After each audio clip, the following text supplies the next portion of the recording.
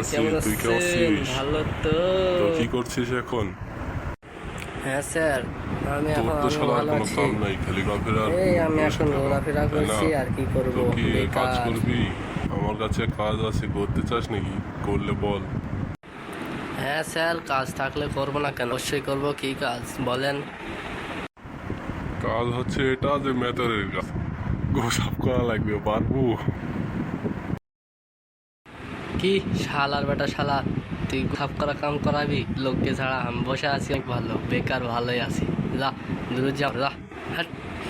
শালা কাম দিবে রাইছে, দা দূর যা আমার শালার ঘরে। শালা আমার কাম দিয়েছে, রাগ না কাজ করবে, মন মেজাজ খারাপ হয়ে গেল শালার ঘরে। শালা যা দুজে আমার, যা।